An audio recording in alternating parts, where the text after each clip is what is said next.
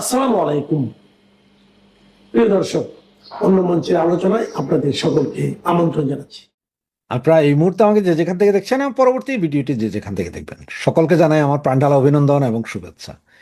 Banner এবং headline দেখে হয়তো চিন্তা করছেন আপনারা, বা অনেকে হয়তো ব্যাপারটা জানেন, অনেকে হয়তো জানেন না যে শেখ হাসিনা কলকাতায় আসছে। হ্যাঁ, খবরটা 99% শিওর শেখ হাসিনা কলকাতায় আসছেন। আর আপনারা চাইলে যে কেউ ভিডিওটা সেভ করে রাখতে পারেন, কথাগুলো মিলে কি না আমার আজকের কথাগুলোর সাথে, বাকি অংশ সবগুলো মিলে কিনা এটা ভিডিও সেভ করে রাখতে পারেন। এটা 1 দিন 2 দিন 7 দিন 10 দিন বা 1 মাসের ভেতরে মিলবে তেমন না, তো আগামী 6 মাস ডিসেম্বরের ভেতরে পর্যন্ত আমার কোন কোন কথাগুলো মিলে, কত পার্সেন্ট মিলে, আপনারা এটা দেখার জন্য হলে ভিডিওটা সেভ করে রাখতে পারেন। তো আপনারা এখন প্রশ্ন জাগতে পারে, হঠাৎ করে দিল্লিতে এত ভালো অবস্থানে আছেন, সেখান থেকে কলকাতায় সিকিউরিটির কি বা এই সেই। এটা হচ্ছে আপনার কলকাতাতে আসার জন্য কলকাতার লোকজন, কোটি কোটি লোক আশা প্রকাশ করছেন, কোটি কোটি লোকের দাবি যে উনি কলকাতায় এসে থাকুক, উনি কলকাতা থেকে ঘুরে যান। আচ্ছা, একটা কথা চিন্তা করেন তো একটু আপনারা, শেখ হাসিনা কলকাতায় আসলো আর বর্ডার এরিয়ায় উনি এসে দাঁড়ালো দিনের বেলা, ধরেন 10টা 11টা 12টার দিকে, আর পেছনে লক্ষ লক্ষ লোক জয় বাংলা ধ্বনি দিচ্ছে। এপারে আমাদের বাংলাদেশের এপারের এই যে বর্ডার গার্ড, সেনা বা বাকি যেসব লেংটু পংটু আছে, ওদের অবস্থাটা কি হবে? ওদের অবস্থাটা কি হবে একবার কি চিন্তা করছেন? এবং আপনারা অনেকেই যারা এখনো সন্দেহ প্রকাশ করছেন যে শেখ হাসিনা বাংলাদেশে আসবেন কিনা, 6 মাসের কথা বলেছেন, অনেকে বলছেন যে ডিসেম্বর পর্যন্ত। তো আমার মনে হয় কি জানেন, ডিসেম্বরের আগেই চলে আসবেন, জুলাই আগস্ট চলে আসতে পারেন উনি বাংলাদেশে। কারণ উনি যে বাংলাদেশে আসবেন এটার সৎসাহসটা কিরকম দেখেন। গত 2 বছর যাবত, 2 বছর না হলো 21 মাস যাবত তো ইন্ট্রিম গভর্নমেন্ট, বাংলাদেশের যে লেংটু পুংটুরা, এরপরে এখন আবার আমাদের কাঠ ভাইয়া, ওনারাও শেখ হাসিনাকে ফেরত চাচ্ছেন, যে ভারতকে বলছেন ফেরত দেন ফেরত দেন। তো শেখ হাসিনা ওই দিন কি বলছেন, আমাদের নেত্রী নেত্রী কি বলেছেন, যে বিমান পাঠাও, পাসপোর্ট পাঠাও, জেল ঠিক করো কোন জেলে রাখবে, আমি আসছি। তো বিএনপির গভর্নমেন্টে যদি সৎসাহস থাকে বলুক না যে ঠিক আছে অমুক ফ্লাইটে আপনাকে নিয়ে আসবো, আসেন, জেলখানাও রেডি, আপনাকে এনে ঢুকাবো। সৎসাহস যদি থাকে ঢুকাইতে বলেন না, আনতে বলেন। উনি তো সরাসরি বলছে।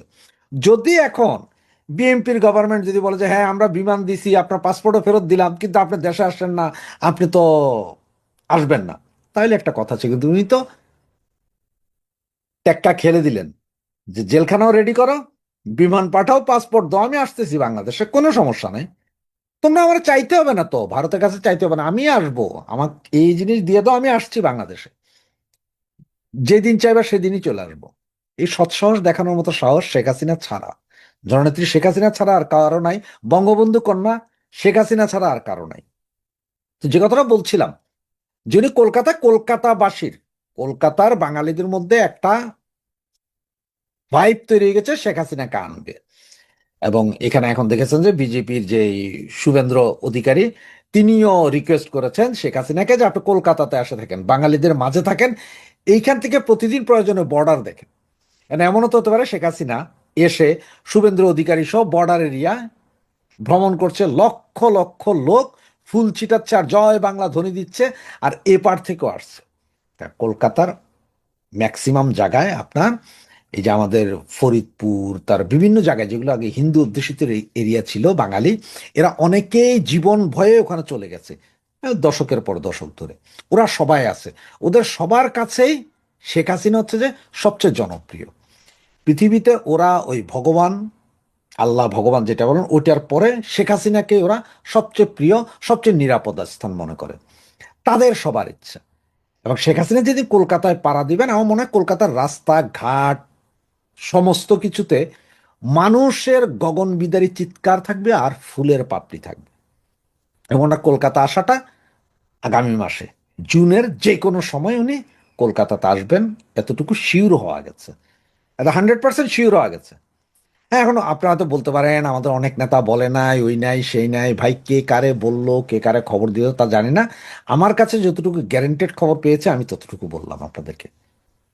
আর বাংলাদেশে ফেরার জন্য আপনারা যেটা হয়তো চিন্তা করছেন আসলে কিভাবে ফিরবে বা কেমনে ফিরবে, কেন ফিরবে বাংলাদেশে, তাতে আপনাদের যদি দু একটা কথা বলি তাহলে হয়তো আপনারা একটু ভালোভাবে বুঝবেন যে কত দ্রুত জননেত্রী শেখ হাসিনা ফিরছে। আপনাদের নিশ্চয় মনে আছে আরব স্প্রিং এর পর মিশরের যে ব্রাদারহুডের কথা মনে আছে, এই আমেরিকাই করাইলো আরব স্প্রিং।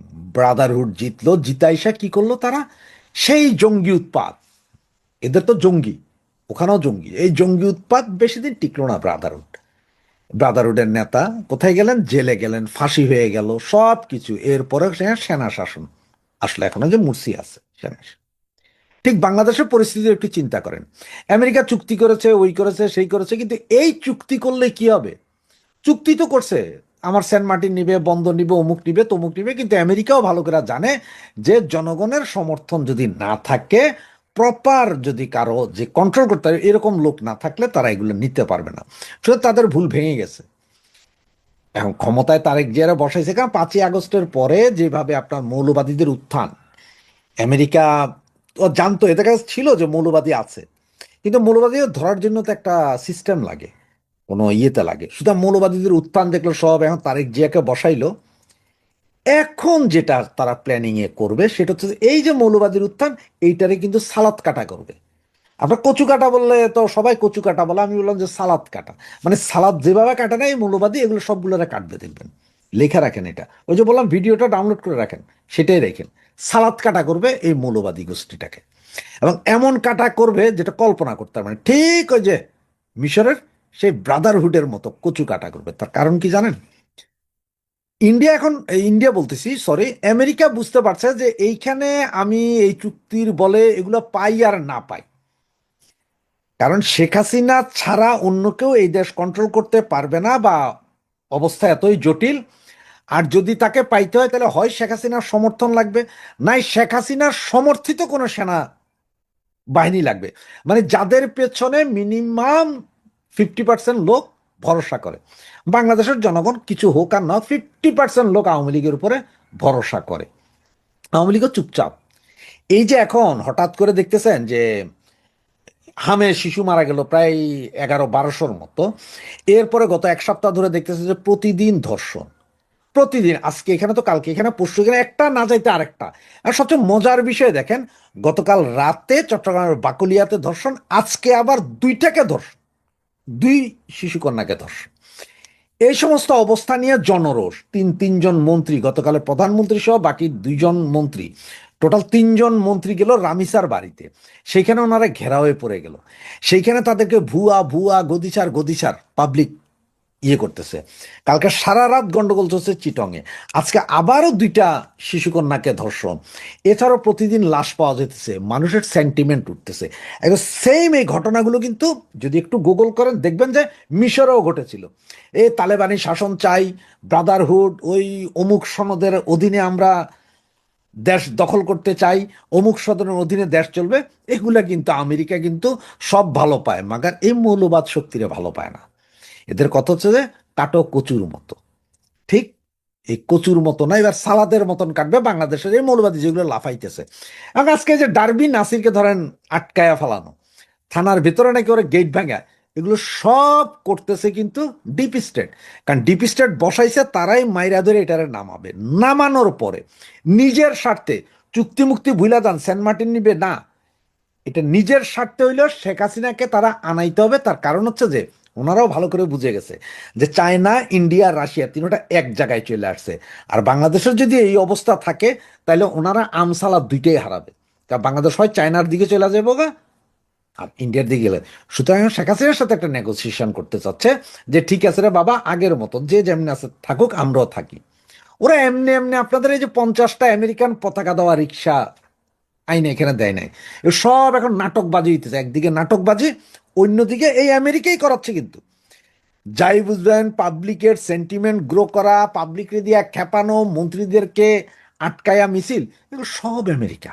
আমেরিকা এগুলো করাচ্ছে, তার কারণ হচ্ছে যে কচু কাটা, সালাদ কাটা করতে হবে মৌলবাদীদেরকে। কারণ আমেরিকা আইএস থেকে শুরু করে সবাইরে দেখে ফেলছে না, এগুলোর কচুকাটা না করলে, না করলে যে ওই যে রাশিয়া, চায়না, ইন্ডিয়া এক হইয়া যে এই জায়গায় যে একটা দখল নিবে, এটা আমেরিকা ভালো করেই বুঝে গেছে। যার কারণে ওদের এখন শেখ হাসিনার সমর্থন দরকার।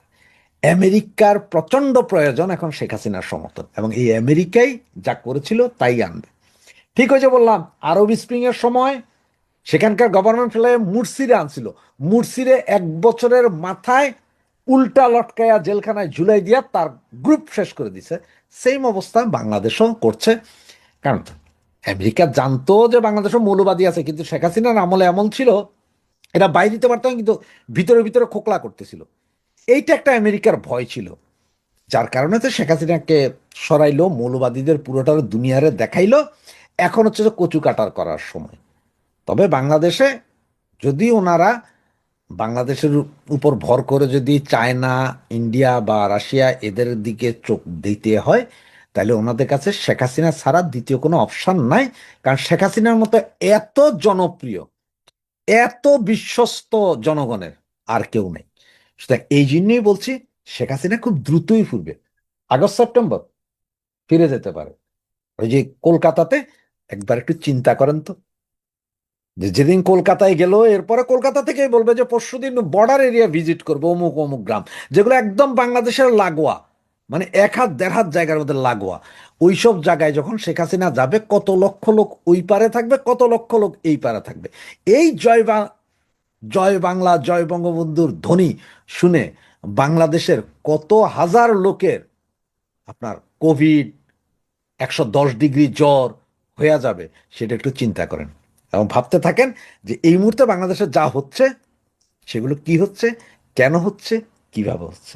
আপনি যেটা বললেন, আমার এই যে নাসিরুদ্দিন পাটোয়ারি এই যে কিসের লক্ষণ লেখছেন, ঠিক আছে, লক্ষণ না তো, এটা এটা তো তাদের প্রাপ্য ছিল। শোনেন, আপনি যখন ফ্রাঙ্কেনস্টাইন পয়দা করবেন, সেই ফ্রাঙ্কেনস্টাইন তো আপনাকে খাবে। এরা মবের জনক না শুধু, এরা মবের মহাজনক আপনি বলতে পারেন। অবশ্য মহাজনক আরেকজন, এদের পর্দে কে পিছে কে, পর্দে কে চলি কে পিছে কে, সেটা তো ডক্টর ইউনূস তো আছেই। উনি হলেন তাদের আসল নাটের গুরু। পাটোয়ারি মনে করেছিল যে আমি যেভাবে বিএনপির নেতাকে গালি দিতে দিতে দিতে দিতে কোমায় পাঠায়, সিঙ্গাপুর পাঠাই, আমার সে মুই কি হনুরে। পাটোয়ারি ভুলে গেছে আমাদের। তাহলে একটা গল্প দিয়ে শুরু করি। আমাদের এলাকায় এক রাজাকার ছিল, বুঝছেন, বিখ্যাত রাজাকার, না তো কুখ্যাত রাজাকার। তো সব মুক্তিযুদ্ধের লোক, এটা কি সত্য ঘটনা, আমাদের সিমলা বাজার সবাই এটা মুখে মুখে জানে। বলছে তো সবার গরু, তো মুক্তিযুদ্ধের পক্ষের যারা, তাদের তো গরু খাওয়া শেষ, তাদের গরু ভেড়া ছাগল তো রাজাকার আলবদররা। কারণ বাউসি ব্রিজ আমাদের ওইখানে সিমলা বাজার থেকে আমার নানি বাড়ি যাইতে রাস্তা, সেখানে আমার মামার বাড়ি যে রাস্তার মধ্যে ব্রিজ পরে, সেটা 1 কিলোমিটার বা 2 কিলোমিটার ওইখানে ছিল ক্যাম্প। সুতরাং বুঝতেই পারছেন যে কারো মুক্তিযুদ্ধের পক্ষের মানুষের গরু ছাগল ভেড়া ছিল না, যাও ছিল রাজাকার আলবদর দখল করে নিয়েছে। আজকাল তো যারা আওয়ামী লীগ করে মুক্তিযুদ্ধের পক্ষে, তাদের তো বিবিকেও দখল করে নিয়েছে, এটা তারা হালাল, এটা ঘোষণাও দিয়েছে, এটা আপনারা শুনেছেন। তাহলে 71-এ কি করেছে এটা তো বুঝতেই পারতেছেন। তো তখন ওই আমাদের যে রাজাকার, বিখ্যাত রাজাকার, সবচেয়ে অদ্ভুত ব্যাপার, সেই রাজাকারের পোলা কিন্তু আবার আওয়ামী লীগ করে। কি আজব ঘটনা, কি আজব।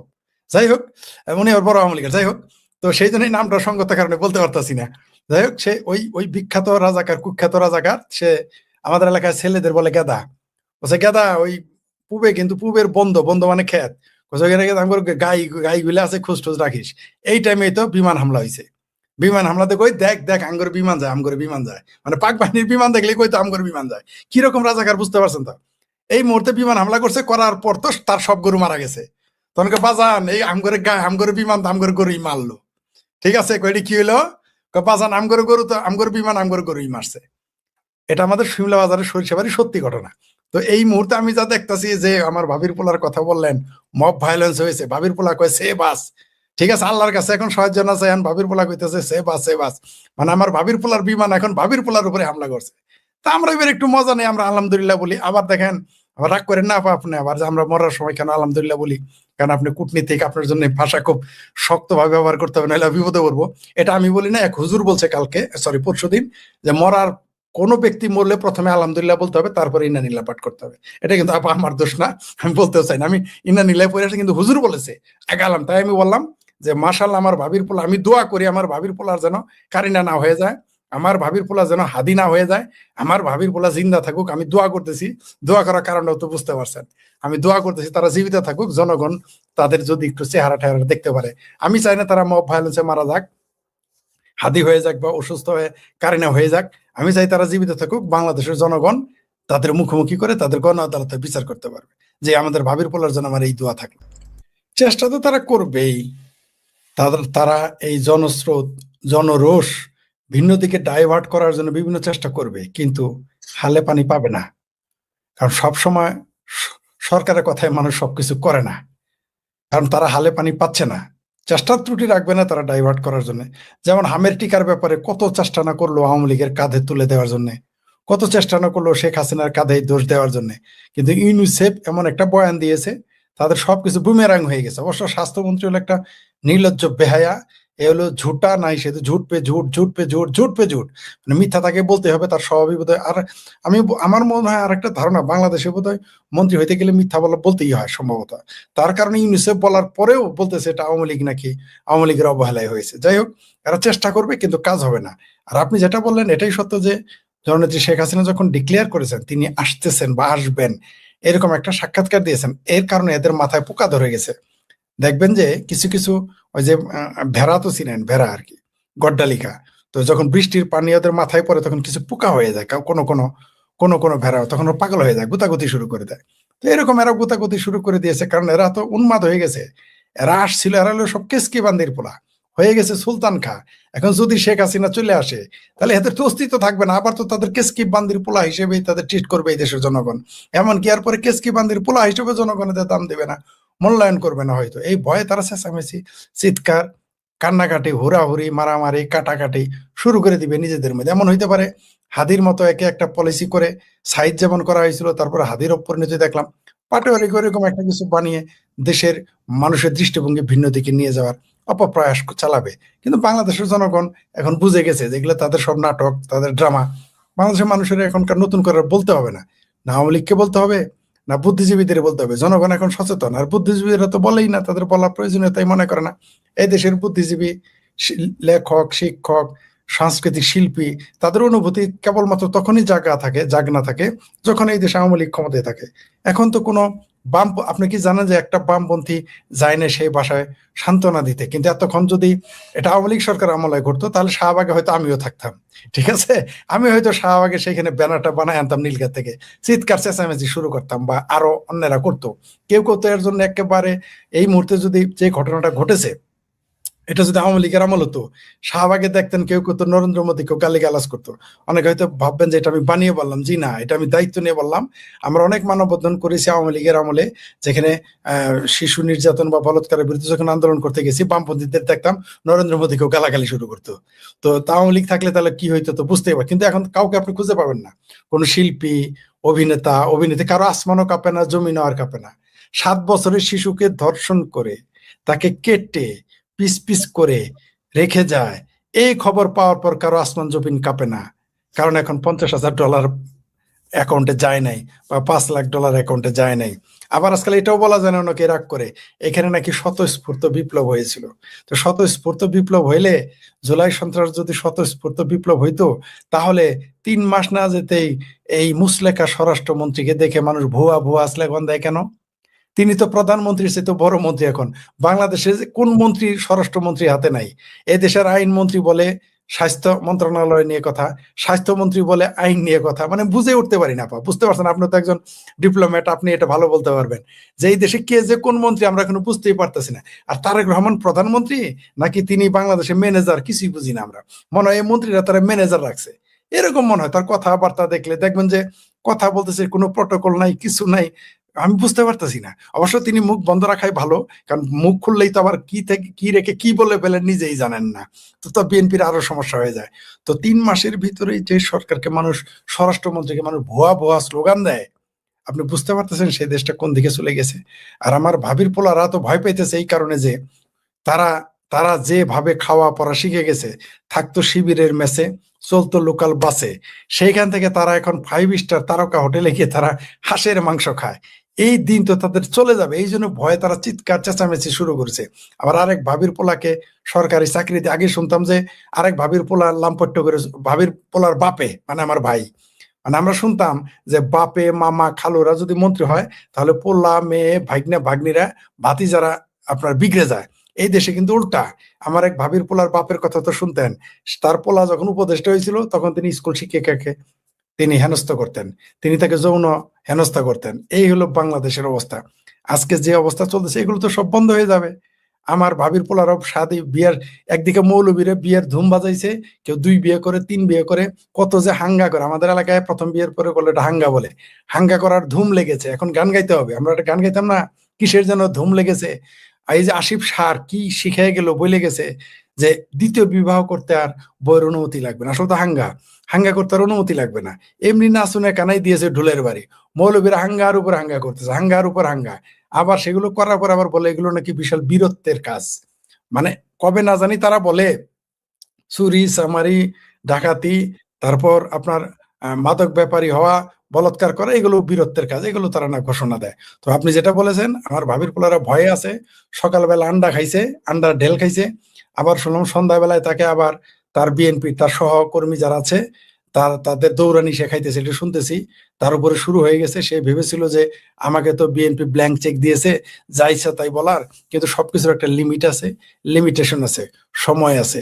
তা আমার মনে হয় এখন তারা যে কোনো সময় তিনি হাদি হয়ে যেতে পারেন। আমরা সেই দিনের অপেক্ষা করব কি করব না, যেটা আপা বললেন আমরা ওটা চাই না। হ্যাঁ, আমিও আপার সাথে একমত, আমি ওটা চাই না। আমি চাই জনগণ তাকে ঝোলাক, সেই দিনের অপেক্ষা আমি বসে আছি। 72 সংবিধান আছে বলে দর্শন হয়, তাহলে কি চাই? শরিয়া আইন চাই। কিন্তু যারা শরিয়া আইন চায় তাদেরও এখানে আরো নিষ্পাপ শিশুরা এর চাইতে ভয়াবহ মাদ্রাসাগুলোতে বলৎকারের মহামারী লেগে আছে। এগুলো আমাদের দেশের রাজনীতিবিদ, বুদ্ধিজীবী, লেখক, সাংবাদিক, রাজনীতিবিদ বলতে ভয় পায়। কারণ তাদের কারো রাজনীতি করতে হবে, এমপিগিরি করতে হবে, ভোট পাইতে হবে, বুদ্ধিজীবীদের কলাম পত্রিকায় ছাপতে হবে, টিভিতে ডাকতে হবে, কোন সময় আবার বাদ দিয়ে দিবে, হামলা হবে, তাই এগুলো বলে না।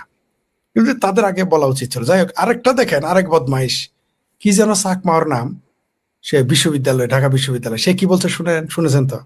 বলছে এটা নাকি ভারতে র করাইতেছে, বাংলাদেশে যে শিশু ধর্ষণ হচ্ছে এগুলো র করায়।